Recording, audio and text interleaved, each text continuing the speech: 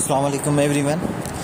So hopefully you will be fine after the few pause, after the few instances and few hurdles due to bad weathers, due to network issues. We are stumbling back in order to deliver lectures. As usual, we had been in the delivering the lecture in our continuously classes, but now it's a hope that weather will be favorable according to our mood and coincidency.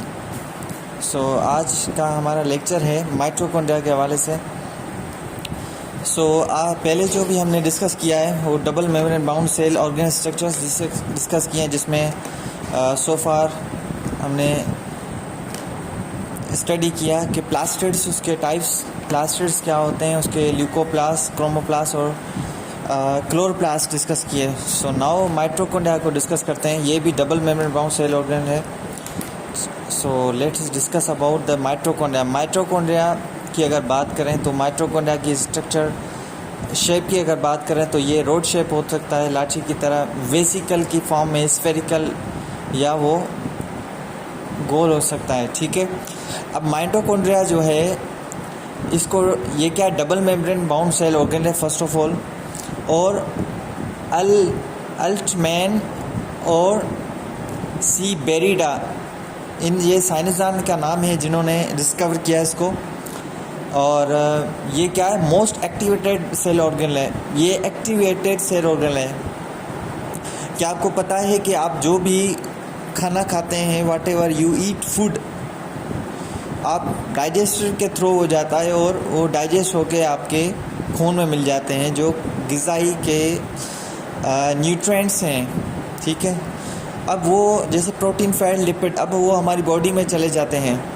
अब जो भी हम जो भी काम करते हैं, आँखों का ब्लिंक होना, ठीक है, वॉकिंग, शेकिंग ऑफ हैंड्स, जो भी बॉडी की मूवमेंट है, ठीक है, वो पॉसिबल तब होती है जब हमारे पास एनर्जी रिसीव होती रहती है, गेन होती रहती है.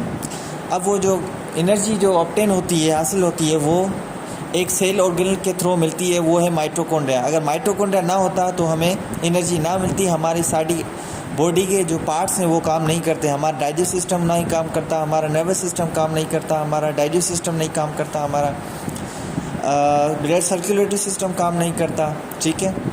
मैसेज जो है आप ना सकते, जो मैसेज है, जो स्टिमुला है, माहौल में चेंज है, वो आपके दिमाग तक नहीं पहुंचती. तो सारे के सारे काम हैं आपके बॉडी के अंदर, वो पॉसिबल तब हैं जब आपके पास एनर्जी हो.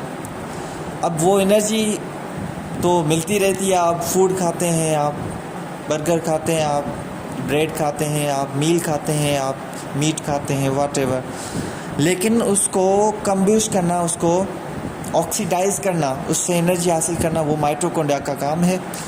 माइटोकॉन्ड्रिया एक double membrane bound cell organelle है. अगर आप देख सकते हैं ये जो माइटोकॉन्ड्रिया की इसकी जो बाहर वाली मेम्ब्रेन है, आउटर कवरिंग, ठीक है, आउटर मेम्ब्रेन जो है वो उसके और इनर मेम्ब्रेन जो आप देख रहे हैं उसमें फ़र्क है. बाहर वाली स्मूथ होती है, इनर वाली रफ़ होती है, और उसमें फोल्डिंग्स होते हैं. ठीक है.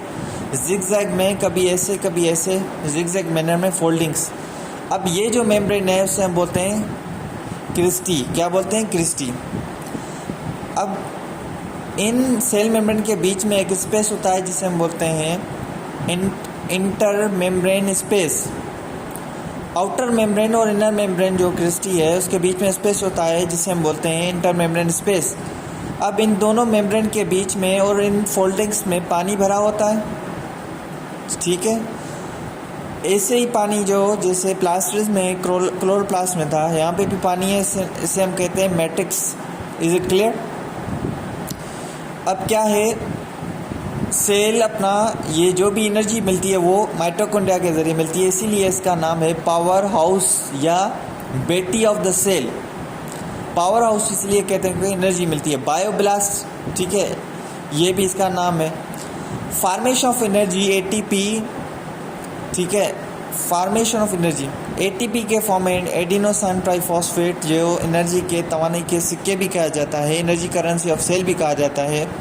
तो तो जो भी एनर्जी मिलती है वो इनके फॉर्म में मिलती है, इसीलिए इसका नाम है power house. Is it clear?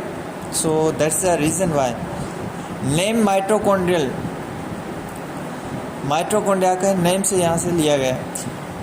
अगर हम बात करें तो सेल माइटोकॉन्ड्रिया है, उसके अंदर अपनी सेम, इसका नाम है semi autonomous cell organ. Semi autonomous का मतलब है ऐसा सेल ऑर्गन, सेमी का मतलब है जिसकी आधी ज़िंदगी अपने आप पे डिपेंड करे, आधी किसी और पे डिपेंड करे। अब ये अपना खुद, इसके पास डीएनए होता है, इसके पास राइबोसोम्स होते हैं, प्रोटीन की फैक्ट्री। तो ये क्या अपनी डीएनए के ज़रिए अपनी कॉपी बनाते हैं, ठीक है, अपनी खुद की कॉपी बना सकते हैं, और राइबोसोम्स प्रोटीन इसमें बनाते हैं, इसीलिए इसका नाम है सेमी ऑटोनोमस सेल ऑर्गन, ठीक है। और इसके अंदर अगर डीएनए की बात करें, आप देख सकते हैं ये क्या है, सर्कुलर होते हैं।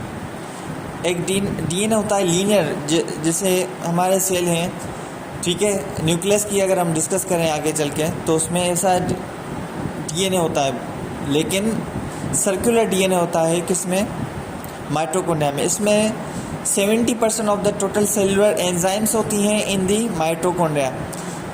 सेलुलर के अंदर जो भी एंजाइम्स हैं, एंजाइम एक ऐसी एक्टिवेटर्स होते हैं जो क्या करते हैं, रिएक्शन को फास्ट करते हैं। अगर कोई रिएक्शन हो वो 5 सेकंड में हो सकता है, अगर एंजाइम हो जाए तो वो शायद मिली सेकंड, माइक्रो सेकंड में हो पॉसिबल है। तो 70% जो भी हैं वो इनके ज़रिए होता है। अरे इसमें कुछ एंजाइम्स होती हैं, ठीक है, ATPase ये एंजाइम्स हैं, यहाँ पे मौजूद होती हैं। ये जो फोल्डिंग्स हैं यहाँ पे एंजाइम्स होती हैं जो क्या करती हैं, फूड को ऑक्सीडाइज करती हैं, वहाँ से एनर्जी मिलती है।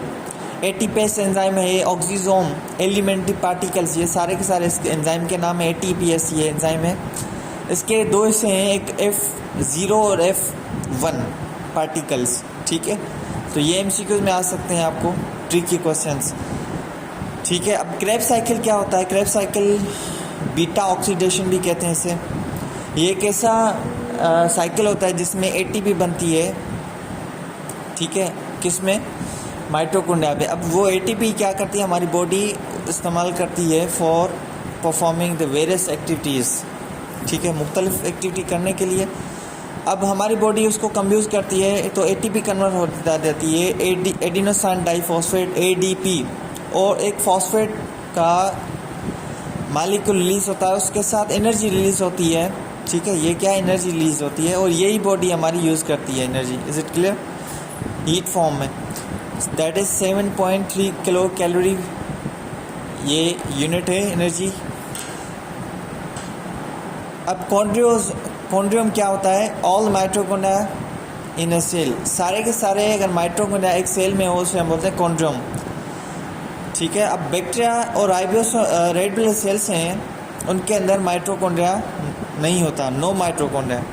Muscle cells, nerve cells, sperm cells में क्या होता है, नंबर ऑफ माइटोकॉन्ड्रिया ज़्यादा होते हैं, ठीक है, क्योंकि इनका काम बहुत ही अहम होता है हमारी बॉडी के अंदर। मसल्स जो है हमारी every time that contract and relax, हर वक्त वो काम करती रहती हैं। नर्व सेल्स दिमाग के होते हैं, वो दिमाग हमारा सोचता रहता है, हर चीज़ के बारे में काम करते रहते हैं, इसीलिए उसको बार बार एनर्जी चाहिए।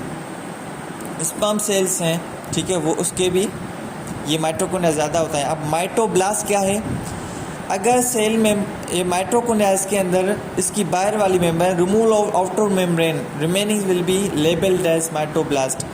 अगर माइटोकॉन्ड्रिया के बाहर वाली मेम्ब्रेन को हम अलग कर दें, इसको रिमूव कर दें, बाकी जो हिस्सा है अंदर उससे हम बोलते हैं माइटोब्लास्ट। तो ये टर्म्स हैं जो याद करने जैसे हैं। उसके बाद अगर बात करें हम कि इसकी डायमीटर कितनी होती है, इसकी लेंथ कितनी होती है, इसकी विड्थ कितनी है, 0.1 to 1.4 1 माइक्रोमीटर, ठीक है। राइबोसोम्स कौन से होते हैं, एक 70S राइबोसोम्स होते हैं, और इसकी लेंथ की बात करें तो 1 to 4 माइक्रोमीटर इसकी लेंथ होती है। अब माइटोकॉन्ड्रिया एक सिंपल फिजन के ज़रिए भी डिवाइड हो सकता है, डिवीजन ऑफ माइटोकॉन्ड्रिया, एक तो कॉपी बनाता है। अब फिशन क्या है, एक माइटोकॉन्ड्रिया होता है, ये क्या करता है, अपने आप को, ये इसके अंदर फोल्डिंग्स हैं, ये अपने आप को बीच में से तोड़ देता है खुद ही खुद, ठीक है। और 2 माइटोकॉन्ड्रिया यहाँ से बन जाते हैं इससे, एक में से 2 माइटोकॉन्ड्रिया बन जाते हैं, तो इससे हम फ्यूजन कहते हैं। तो this was all about the mitochondria. Next lecture में हम न्यूक्लियस को डिस्कस करेंगे।